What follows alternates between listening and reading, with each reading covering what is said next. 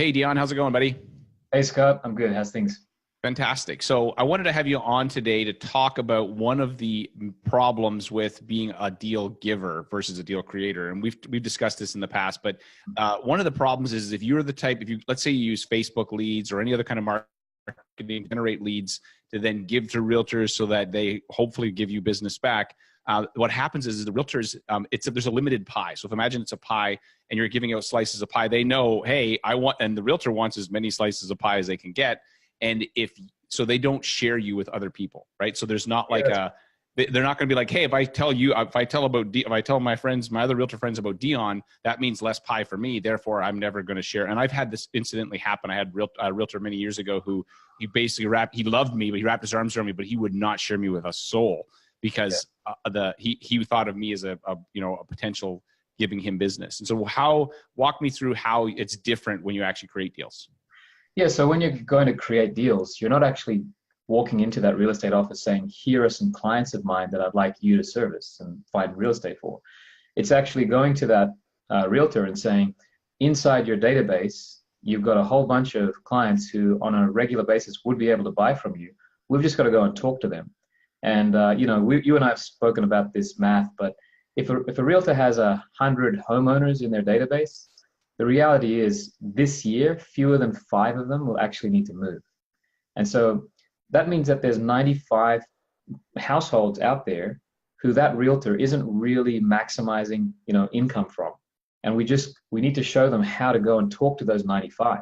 So, in terms of rather than walking in with a deal, we show them there's 95 potential deals that we need to go and create, go and shake that tree, go and talk to them in a different way that you've never spoken to them before. And generate extra business that way. Right. And so the idea is that we show them how to extract the deals that are sitting under their feet. And the cool part is that when you do it, the strategy that we're using, the client's happy because they're like, hey, they're investing in more real estate, and you show them why it makes sense and how it can benefit them. The realtor's happy because there's more business. You're happy because you're able to add a level of value that is and the best part about those type of leads, they're also higher quality. So when you compare it to long form leads online and whatever, the quality is typically really low. Like I was talking to a mortgage girl in Texas last week, and she told me that they had an online lead, 220 leads, 108 applications, and almost every credit score was between 400 and 550. And after taking those applications, talking to these people, they pulled 4 deals out of it. That sounds like my nightmare. Yeah, and I'm like, shoot me. The amount, that's also not scalable, because you could do that for one. If the numbers stood up every single month, first of all, you'd be exhausted. Second of all, it doesn't scale, because how do you then work with other people? And the quality of those leads is so low because these people are like, oh, I just filled out that form. I didn't really want to talk, and so versus these people have already done business with the real estate agent. They've been in their homes. They've driven around their car. Like, those people aren't going anywhere, right? Yeah, I say this to the realtors. Every day we wake up and we're given what I call this gift of 8 hours in our day, and how we spend that 8 hours translates directly to how much money we. Well, I have 24, but I'm just. No. What are you doing with the other 16? Nobody works like you, Scott. No, I don't work 24. I don't work 24. If we're trying to work an 8 hour day, yeah. And I always ask this question: if you've got the option to work with this internet lead and try and chase them and find out a time to call them and win their trust and show them why you're the right person to sell them a property, versus spending 8 hours with somebody who knows you, has potentially transacted with you, has a relationship with you, and therefore you're not having to win trust, which of those two types of people would you like to work with in this 8 hour day? Mm-hmm. And of course, inevitably, every realtor says, of course I want to work with the person I know. And then I say, well, why do you keep chasing? Why do you keep chasing when all you need to do is start building on what you already have? You have the ability to create your day, how you spend your time, who you spend your time with. And that translates to enjoyment in our industry, number one, and also our bank accounts and the commission that comes from that. Right, 100%. And you're basically helping them, because the thing is, in sales, real estate, realtors, even mortgage people, we get into the hunter mindset. We're just hunt. And we forget that there comes a point when you actually can turn around and go, wait a second, I think I could farm. I've actually got some, And yeah, it's not going to replace the hunting, but man, it's nice when the farm helps, even out the income over the year or increase the income. And so that's kind of the idea. Exactly. And the other thing too is, as much as they've got these existing database, the other thing that the realtors that we work with have found very useful is they use us for their first-time home buyers, because they know that if they send us a first-time home buyer, we are always going to be preparing that first-time home buyer for a future rental purchase. So in year one, we say, congratulations, you bought your home, it's $400,000. Based on growth, we believe it's going to be worth $500,000 in a certain period of time, and you will have paid down your mortgage. And so in 5 years from now, you'll have the ability to go off and buy more property. And so that's a message that we continue to send to our realtors clients. And that's why realtors like to use us, not just for their refinance and rental business, an existing business, but also for their new business. Mm-hmm. Yeah, no, that's totally true. I completely agree with you on that. And the thing is good mortgage brokers, good loan officers, you're like a golfer who thinks about the next shot. Like they don't just think about the shot they're in. They're like, where do I want to be for my next shot and the next one? And so we have to think a couple steps ahead for our clients, because it's way more valuable for them. We'll make them way more money. We're no longer fighting about a 0.01% on interest rate when they're like, oh, the interest rate. It's like, dude, we're playing the game to win big, not just to win the nickels, right? And so, so what has your experience been like when people get this and they have the conversation? How often are you finding that you having a rate conversation with them that you're having to like? So the thing is that what we're trying to do is paint for them the solution. So if we go back to that realtor who has the database of that 95 people, what we're doing when we talk to that database is we're asking them, or we're going to show them how we can potentially solve some of their biggest financial problems, like how to pay off your house in 10 years, or pay for your kids' education, build wealth for retirement. Those are the three big questions that we deal with when we're talking with those types of clients. And then once we position ourselves as people who are providing solutions to those big questions, and we can show them the numbers, and we can show them, okay, here's where you're at, here's the debt that you're in. You're going to be in debt for the next 20 years, and here's how we can get out of debt in 10. Mm-hmm. Once they see that, they just want to know what's the plan. Right. The nuts and bolts and interest rates are really secondary to them getting debt free and saving themselves $200,000 in interest that they won't have to pay over that 10-year period. So it's most definitely something that's pretty much the last thing that's discussed. I've had clients get to the end of the call, and then I'll say, okay, so we better talk about interest rates. And they go, oh yeah, I guess we should. It's like they're almost surprised that it's even part of the conversation. Yeah. Right. And yeah, that's 100% true. Okay. So recently we're talking about this whole idea that we kind of, that if you are creating deals, you can actually have realtors work together strategically. So tell me what event you did recently that you had some realtors from different brands actually come together to do an event. Yeah, so I met this couple, this team, a guy and a girl. They're not married, but they're a business team. They've been working together for 20 years. They said, Dion, we like what you've said. We'd like to introduce you to some friends of ours. They work at different companies.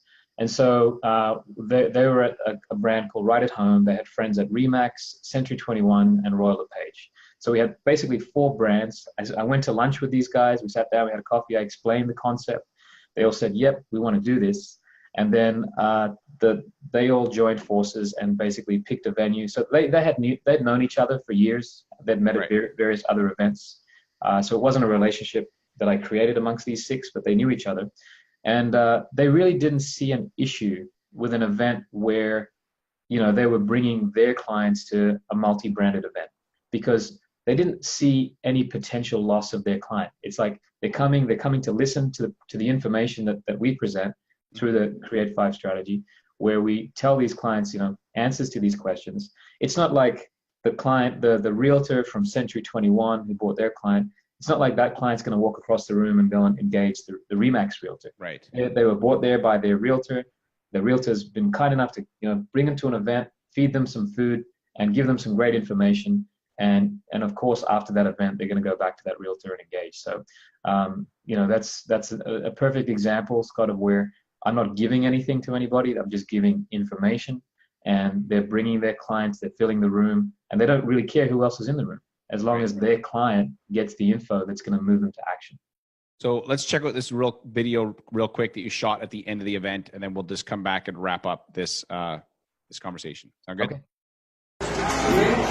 Okay, so I'm here with a group of realtors. Say hi, everybody. And tonight we had an amazing event. We had this many people in the room. I think there were about 80 or so. And that's even when the Leafs are in the playoffs and people still came. We had a room full of 80. What did you think about the event in general? Fantastic. Okay, and here's the evidence of the success of tonight. These are all the lead sheets we got. I haven't counted them. There's more than 20. So all of you have leads in here who this year likely will transact. So I hope that we can create an extra 2 or 3 deals for all of you this year. And hopefully we'll do another event sometime next year. Awesome. Thanks, everybody. So Dion, that was a great video that you had shared at the end. Everybody seemed excited and happy. So tell me about the numbers. How did it break down in terms of attendees and leads and stuff that you guys pulled out of that? Yeah, so those realtors pulled at least 80 people into that room. And the numbers are such that whenever we have 80 people in a room, we know that the majority of them are coming with their partners. So of those 80, we know that there's probably what I would call 40 selling opportunities. And the conversion rate traditionally is around 50%. So of those 40, we'd probably get 20 forms handed in. And these are forms that we provide to them. We explain what it is. It's basically a free consultation, sign up for a free consultation. And yeah, we would expect a 40 for 20 to convert. We got 24 forms handed in that night. So we had a slightly higher level of conversion. Mm-hmm. And you know what? I can tell you that it actually, I think it's a direct relationship to the energy in the room. If I'm presenting to 10 people and I'm hoping, 10 becomes, well, let's say 12 becomes six real potential deals. And then of those 6, we're hoping for 3. It's actually a lower level of conversion when there's fewer people in the room. In fact, when there's more and more people in the room, there's more energy. And that's why in that particular event, I think we converted more than 20 to 24. Yeah, then higher than 20. And then in your experience from the 24, so just fully transparent, 24, how many of them will actually, because not everybody can qualify, right? Some people are like, oh, I love it. And they're like, oh, crap, you can't, doesn't work. So what's typically? Right. Yeah, not everybody will qualify. Somebody will talk to their mother who says, oh, that's a crazy idea. And so of those 24, the reality is some of them will fall to the wayside, but we'll convert somewhere between 10 and 12 to a deal in the next 12 months or so. And then some of them also turn into equity takeouts as well. So we're talking, we've got to set up this strategy. You're sitting on $400,000 of equity. We need to access it to execute this, correct? Yeah, that's right. I mean, if the strategy here is buying investment property to help with those financial problems, but in order to buy the property, we need down payment. And most people don't have $100,000 lying around in their bank account, which means that the first thing we do with this client is potentially refinance their principal residence. So many times when a person engages with us, a first interaction with them is 2 deals, a refinance as well as a purchase. Right. So there's 12 deals there for the real estate agent, 10 to 12, and then there's potentially more for you when you factor in refis and stuff. Right. And especially if we have control of that refi and we need only $100,000 for this next deal, but we can establish a line of credit for 300 or 400, then of course we will do that and not just set up the next deal, but the one after that. And so right. So you're now you're thinking of not only this shot in golf, but like 2 shots down. It's like, hey, I want to be here when I'm on the green, so I've got to be there, and you work your way backwards. And actually there was a recent deal, I forgot to mention this, a different presentation I did. A realtor had a project that he wanted to introduce to his clients. So he did the presentation. He stood up for 5 minutes, talked about this project. There is one client from that particular presentation from a couple of weeks ago. And for him, we are refinancing his principal residence and he's buying 3 condominiums. And that's $1.2 million in funding from one event, from one client. From one client. 3. Client. Yeah. So that's crazy. It's literally like multiplying like right. rabbits. Okay. So I just want to wrap up. So the whole point, guys, with this is I just wanted to share with you is that one of the worst things that I think you can do is become a deal giver where you're trying to bribe real estate agents to work with you. It is way, way more valuable to be a deal creator. You can add value. There's no competition in terms of between brands. You can get them together. They're going to share your information with their friend, versus, because here's the thing, what you touched on, Dion, those people, every realtor has 4 or 5 realtor buddies, all of them, right? Yeah. it's not like they, you know, they don't do this just like us in the mortgage business. We got 4 or 5 mortgage buddies that were like, hey, when I go to a conference, I always hang out with them. And so they all have 4 or 5 buddies. And it's like, okay, maybe the one guy doesn't have the big enough database, but 4 or 5 of them together can put it on an event that would actually be kick ass, right? Yeah, and I think that event was a success because there was some positive social pressure, meaning that my colleague is going to bring 10, so I better bring 10 to that event. And they did the actions. It creates this sort of like flow. So if you guys are checking this out and you're like, okay, how the heck do I do this in my business? Check out 10 Loans a Month. We've got some free training on there that you can check out. And then if it's something you're interested, reach out, talk to us. We work with, you know, a select number of mortgage people.